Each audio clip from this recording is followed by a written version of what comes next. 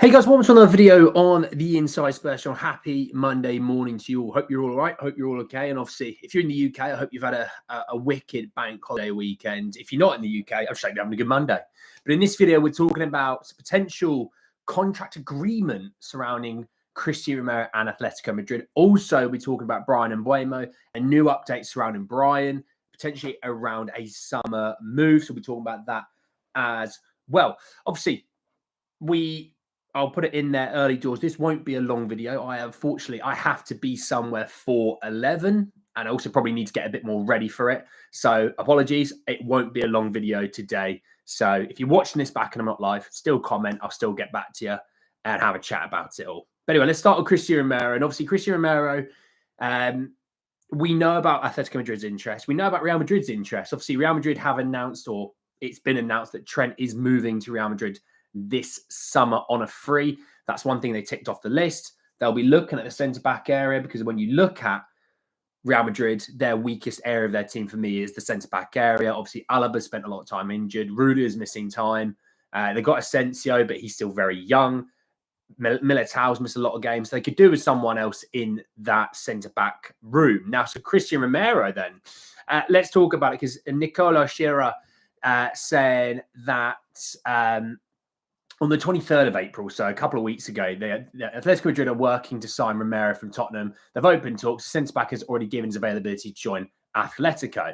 An update this morning, Romero is getting closer to Atletico Madrid from Tottenham. Agreement in principle between the centre-back and Atletico for a contract until the 2030 summer with an option to extend for another year. And I was, I don't think it's shocking to anyone. It doesn't mean obviously that he is done, he's gone, that's it. Players can agree contracts. It doesn't really matter, if I'm honest. Just like, in terms of players moving and leaving your club, if they don't want to, they won't. They're a contracted employee. They're allowed to say no.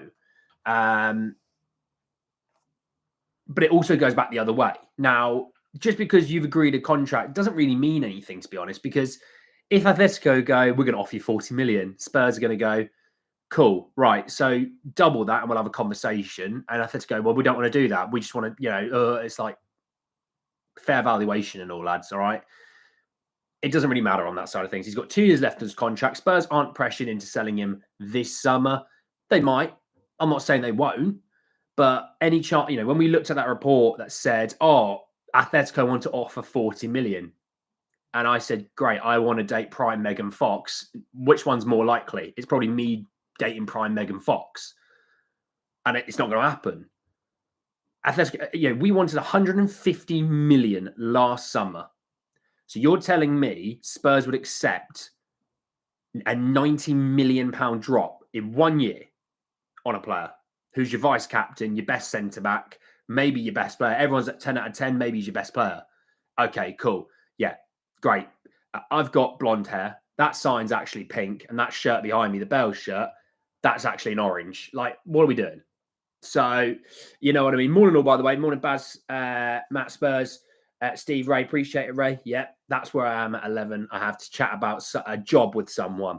But look, going forward, I do see Romero potentially leaving. I don't see it being a cheap deal, though, for Atletico Madrid. I see it being an expensive deal. We know they also, by the way, can do that deal. That's the other thing I would like to put in there. They can do that deal. They bought Julian Alvarez for 75 million last summer. So we know they've got money to spend. And yes, maybe revenue-wise, maybe they don't turn over as much as Spurs. Obviously, they've got a big old stadium. So, when we get told sell before we buy, I always look at Atletico Madrid and go, so why is it they can't? Why is it they're good to go?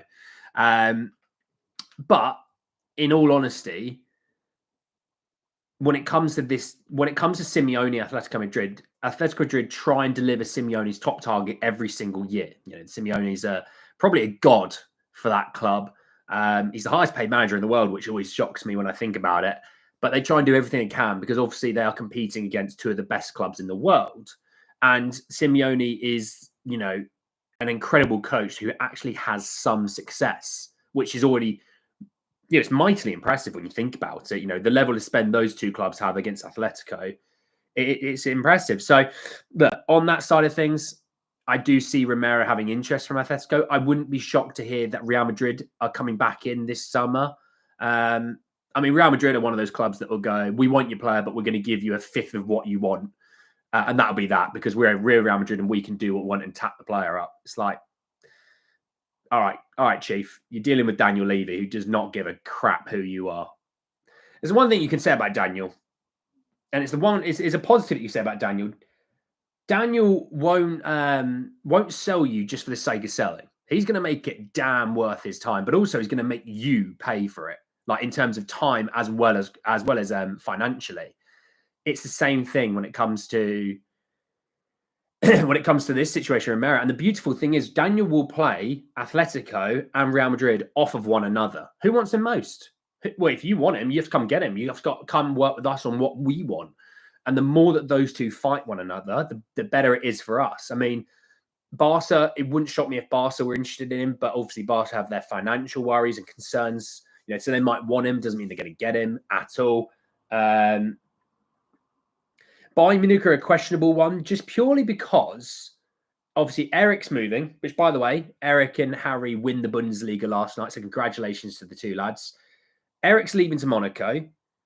Kim-Min-jae might be sold, but obviously they're gearing up to sign Florian Wirtz, and it's going to cost them an arm and a leg. So they're trying to tighten the budget around him and around that signing. So they're looking, I think Sane might be taking a pay cut. I know Davies got a pay extension, but they'll be looking to move off of Sasha Bowie, no doubt. Goretzka, they wouldn't shock me there. Thomas Muller, they're moving off of him. We know that. Would they be interested in a Romero? Yeah, probably. What they might be concerned about is they signed Serie A Defender of the Year in Kim-Min-jae. God, honestly, look at this hair. Look at that hair. It's mental. And he's not really panned out the way they wanted to. So there's that. Thanks, Graham. Steve. Morning, Nige. Dente. Morning, mate. No, players quite often agree a contract with a team first, and then the clubs talk, just so that they know the club, in terms of buying, that they're not wasting their time trying to sign a player that they can't agree to a deal with. Because agreeing a deal with a club is harder than agreeing a deal with a player. So it's common in football nowadays, absolutely common in football nowadays. The amount of times that Spurs have agreed a deal with a player, but it's not gone through on the other side, it's normally the way the world works now in terms of football deals. Erwin, how are you, my friend? So look, moving on, let's talk about Bryan Mbuemo. Obviously, if you're not aware who Bryan Mbuemo is, quick little backstory to him. He's the Brentford attacker. He plays virtually across the front three, if I'm honest. Left footer. He's having a great season with Brentford. Brentford as a whole are having a great season. They're a team who may be fighting above where you think they should be, in terms of how they spend their money, how much they spend on players, that sort of thing. Just bring up his stats. Here we go. Right. So this season, across all competitions, ironically, he's played 4 games in the FA Cup and the EFL Cup. He's only got 1 assist in those 4 games. So actually, ironically, if you took those 4 games away, in 35 appearances in the Premier League, he's got 18 goals and 6 assists. So he's got 24 goal contributions in 35 games. That's a cracking return. It really is. Again, you're dealing with a player who's playing at a team who isn't expected to be fighting for Europe and things like that. They have their moments, like there's, had the season maybe switched in a way a little bit and all that. But ironically, Ivan Toney getting that suspension from his betting situation, I think really unlocked the need for Visser and Mbuemo. And I think Brentford have massively benefited from it. They sold Toney for, I think it was about 40 million this summer, reinvesting it. They took a chance on Christian Eriksen and he played brilliantly for Brentford. So, they're a good, solid team. And Mbuemo and Visser have been a huge, huge cog in that system. And Mbuemo has been their guy. He's been the guy there. And with Bryan Mbuemo, okay, maybe he's not the sexy name. You look at me, you think he's 35. He's actually 25. It's just he's bald. For some reason, that's what people seem to think he's older than he is. He's in his mid-20s. He's not hit his prime yet. Think of it that way. I think when you're an attacker, you hit your prime maybe late 26, early 27 for sort of 3 or 4 years. He's not hit his prime yet. And, people talk about, Prem proven. Can we have a Prem proven player? That is Prem proven. That is a ready-to-go player as well. And I think also when you look at that right wing position, I think he would massively help us. So it came out from Court Offside saying that Manchester United, Arsenal, Liverpool and Tottenham are all keen on Bryan Mbuemo, with Manchester United showing the most interest. Brentford is expected to ask for around 60 million for him. Now, to give you an idea, he has 1 year left on his contract this summer, but the club have an option to extend. So look at it. He's got 2 years left on his contract. So, as I talk about Romero, they don't have to sell. If they don't get a good enough offer, they won't sell him. Now, they might look at it, and we might look at it the same way, by the way, when it comes to Romero. Look, he's got 2 years left on his contract. This is the most value he's going to have. Let's cash in. I think this isn't a dig at Brentford, by the way. So please, no one think this is. We may look at it and go, win the Europa. Let's say we win the Europa League, right? Best case scenario, win the Europa League, Champions League football. You reinvest with some real quality. You'll start, Romero and Kane was one of these guys. Show me that you're trying. Show me the plan. Show me what you're wanting to do. And if you present to me that you are doing it, I'll stick around. Romero has no issue sticking around. He might want to play in La Liga, but he might have no issue sticking around for a bit. Kane had no issue sticking around. He just wanted to show that he wanted to be shown that we were trying. So there's that. Now, Man United are in for an interesting summer this summer. Obviously, they're wanting to move off of some of the bigger wage players. Obviously, Sancho was one of those guys. Rashford could be another. And selling Rashford will make massive inroads into their FFP situation. Obviously, getting Champions League football for them, if they win the Europa League, would be huge for their financial fair play. If they don't get it, they're in for an interesting summer of, probably having to sell quite a bit. And they're wanting Cunha. And there's Dean Huijsen links, and there's Bryan Mbuemo links. There's a lot of links to a lot of players who are, they're not cheap. And with Bryan Mbuemo, he wouldn't be cheap. Even if you somehow got Bryan Mbuemo's value down a little bit, it's still going to be about 50 million for him. In today's football, it doesn't sound like a lot, but it's 50 million. That's still a lot of money. I still look at deals where he's Lucas Bergvall was 8.5 million. It doesn't sound like a lot, but it's 8.5 million pounds. It'd be great to have that kind of money, So there is that. More singularity and Andy. For me, as much as I like Mbuemo, I would go and spend the money on Pedro at Brighton. Personally, not for me, João Pedro. I think we need a right winger. I don't think we need a central player with Maddison and Kulu. You could factor Kulu into the midfield a bit more next season if you sign a right winger. I just think a right winger would be nice. Yeah. Spurs are in for an interesting summer this summer with deals in the attack, aren't they? Polly, how are you? Harry did win, Marshall, absolutely. Yeah, I think, Boris, I agree. We need an actual right winger. I think it'd be massive. I really do think, when we think about Mbuemo, he's a goal scorer. He in maybe a more... look, we don't know if Ange is here. Again, when we talk about chances, we do not know who the manager is next season. I always base these conversations on if it's Ange, because it's just easier. Because we don't know if Ange was to be gone, we don't know who the new manager would be, right? Whereas if Ange is here, then, it's an easier conversation to have. Would he be good in the Ange system? Well, think of it this way. Our right wing seems to be the more goal-scoring side, whereas left wing feels like a more creative side in how we play. 18 goals in 35 games for Brentford's nothing to sniff at whatsoever. And people will go, but yeah, well, look at Slanki and look at how he did at Bournemouth in his last season there. It's like, yeah.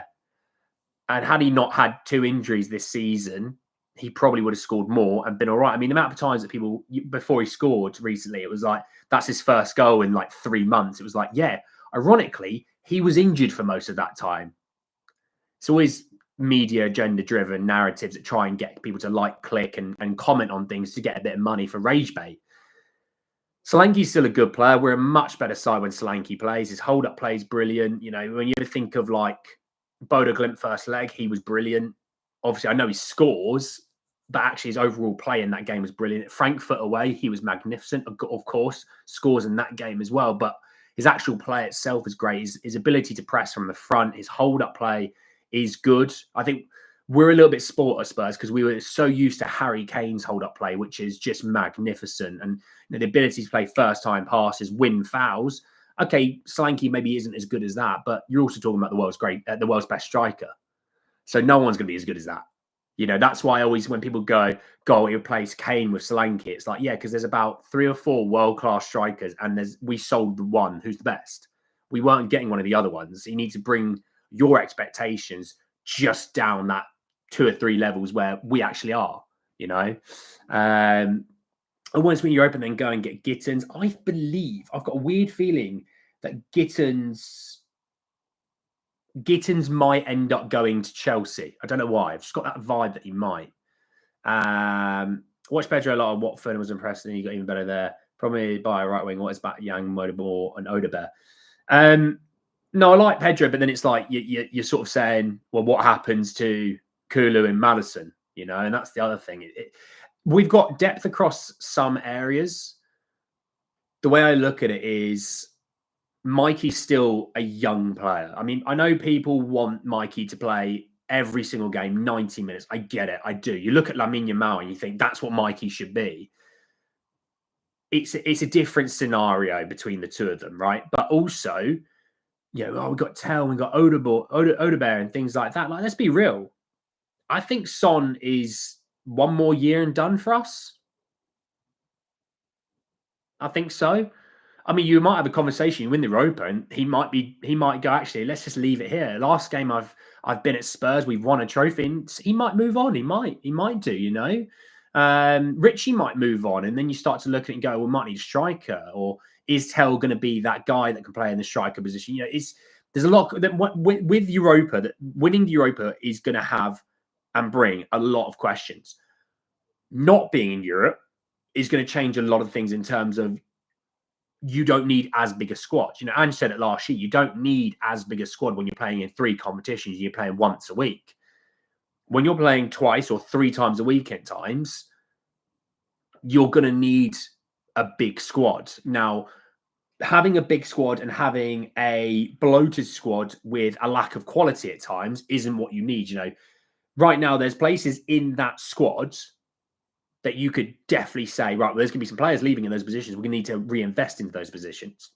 You know, I've said, you know, I've given you a bit of an idea. I think Forster's going to move on, and I don't think you need to replace Forster. You know, Kinski is basically that replacement. You've still got Austin, you've still got old Vic as well. So you can take that squad spot and move it elsewhere.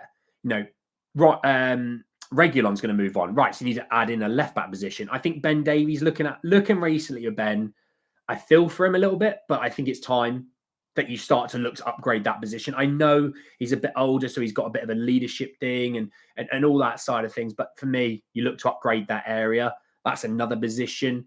This is a conversation that Romero stays, by the way, and Ben's course stays as well, but they might move on and you might have to replace them. You know, Bissouma, he might move on. You know, Bissouma and Ben have 1 year left on their contracts in the summer. You're going to have to make a decision on them this summer. You know, Werner will go back to Leipzig and you start to look at it and go, well, you're guaranteed to move 3 players in Forster, Regulon, and Werner that you need to replace with squad places. And maybe you might look at the left wing position and go, that's Mikey Moore. We'll just give Mikey Moore, you know, that Werner opportunity. We're going to move that squad spot and use that elsewhere. You know, striker with Richie, what happens there and Biss, like I said. So it's a really bloated squad, but there's an opportunity to retool areas, you know. But we'll see. It's a long time to go. We've still got a massive game on Thursday. We'll see about that. Obviously, we live tomorrow with the loan roundup, the last full loan roundup of the season. It's not setting time. I love the loan roundup, but it is the last full one of the season. There'll still be a little bit more to go. playoffs and still some teams playing here and there. But for the most part, that's the last full one. We'll also do the Bodo Glimt preview probably tomorrow as well, coincide with that as well. Obviously, we'll know a lot more about Madison and Slanki, Son, and their situations a bit more closer to the time. We might hear a little bit about it today, but probably in the next couple of days, we'll hear more about it and we'll sort of see from there. But look, I have to go. I am due on a call in about 3 minutes' time, and I need to put on a more appropriate top. So I'm going to love you and leave you all. Thank you all so much for joining me this morning. Please go and enjoy the rest of your mornings, the rest of the afternoons, the evenings, wherever you are in the world. Please enjoy yourselves. Enjoy the rest of your bank holiday if you are in England. And I'll speak to you all tomorrow to talk a lot more about Tottenham. Thanks very much, guys. Take care. Peace.